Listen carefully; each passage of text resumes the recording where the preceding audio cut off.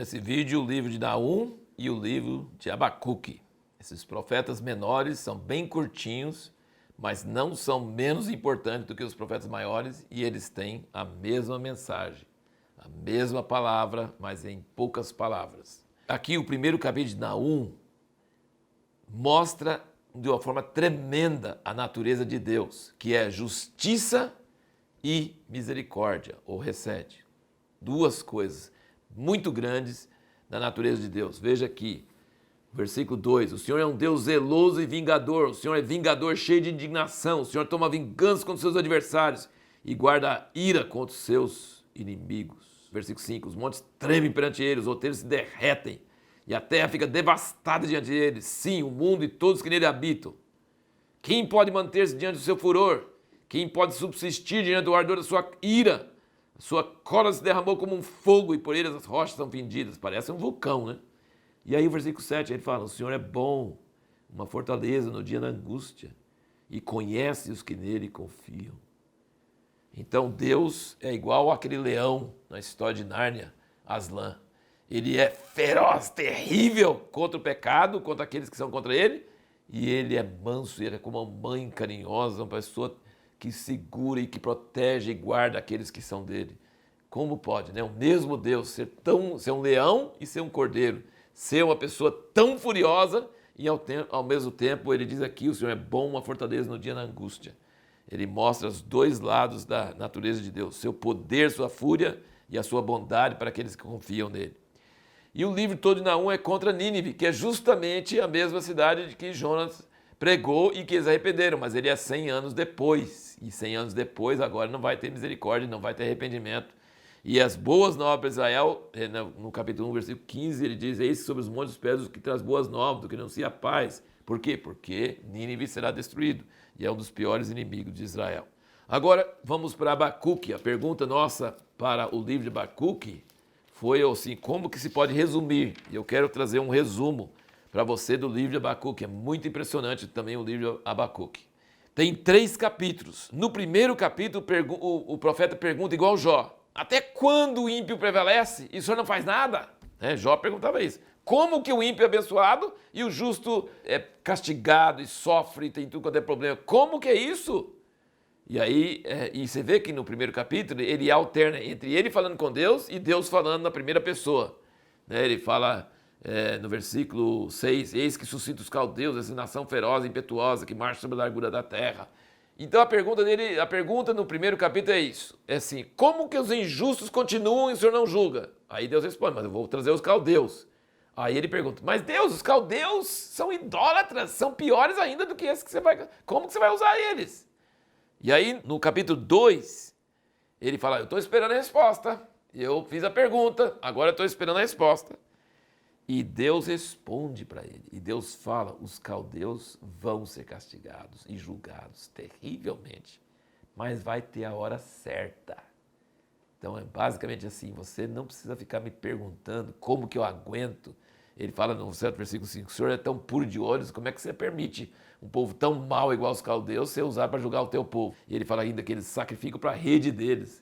Eles usam a rede e matam tudo quanto é animal e tal, e ainda sacrifica para a rede como se a rede fosse Deus. Ele fala, como que você aguenta isso?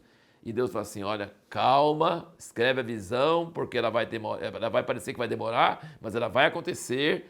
E aí ele diz, o justo vive pela fé. Ele diz, o justo, apesar das aparências parecer que é contrário, o justo vive pela fé, ele crê. Não foi julgado ainda, porque não chegou a hora. Mas quando chegar a hora, eles vão ser julgados. É isso que ele fala com muita força. Tanto os injustos lá em Israel, quanto os caldeus que vieram com tanta injustiça também.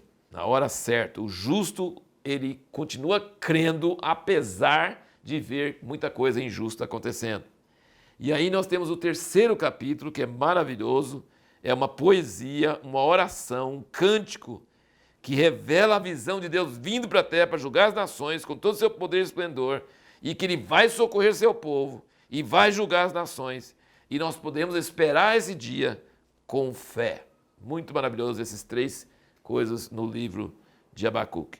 E algumas frases muito importantes do livro de Abacuque que eu quero ressaltar.